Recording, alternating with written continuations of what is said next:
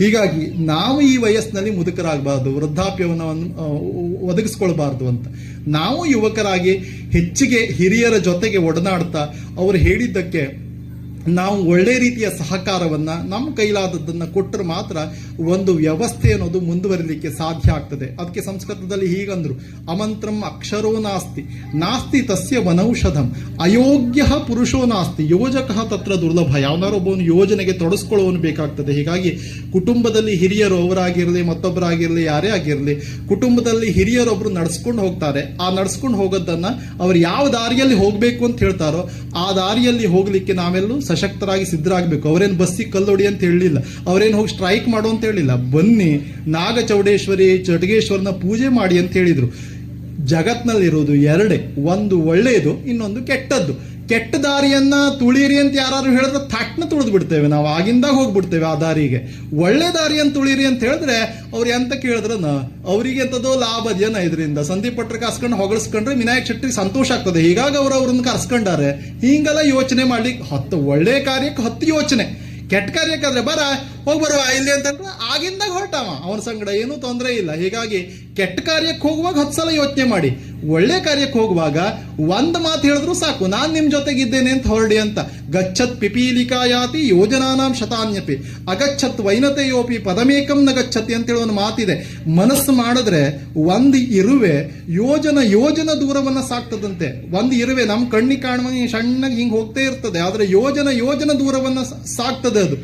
ಮನಸ್ಸು ಮಾಡದೆ ಹೋದ್ರೆ ಒಂದು ಹದ್ದು ತೆಂಗಿನ ಮರದ ಮೇಲೆ ಕೂತ್ಕೊಂಡಿದ್ರೆ ಇಡೀ ದಿನ ಅಲ್ಲೇ ಕೂತ್ಕೊಂಡಿರ್ತದೆ. ಮರದ ಮೇಲ್ಗಡೆಗೆ ಮುಡ್ಚಿಕೊಂಡು ಅಲ್ಲೇ, ಅದು ಎಂಥದ್ದು ಕೆಲಸ ಇಲ್ಲ ಅದಕ್ಕೆ, ಅದ್ರ ಮರದ ಮೇಲ್ಗಡೆಗೆ ಕೂತ್ಕೊಂಡಿರೋದು. ಹೀಗಾಗಿ ಏನೂ ಮಾಡದ ಸೋಮಾರಿಯಾದ ಹದ್ದಾಗೋದಕ್ಕಿಂತ ಯೋಜನ ದೂರ ಸಾಗುವಂತಹ ಇರುವೆಗಳು ನಾವಾಗಬೇಕು ಅಂತ ಹೇಳಿ ಬಹಳ ಜನ ಹೇಳ್ತಾರೆ.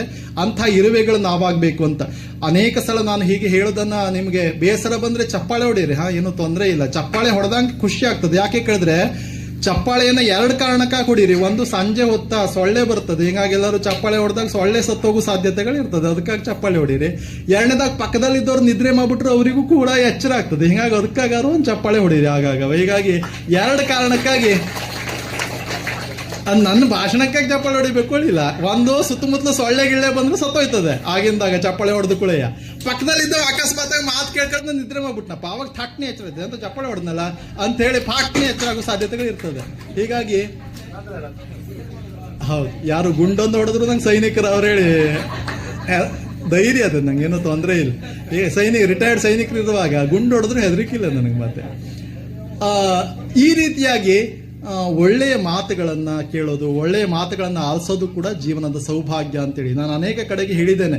ಜೀವನವನ್ನ ದಿನಕರ್ ದೇಸಾಯಿ ಅವರು ಅತ್ಯಂತ ಚಂದಾಗಿ ಕಟ್ಕೊಟ್ಟಿದ್ದಾರೆ.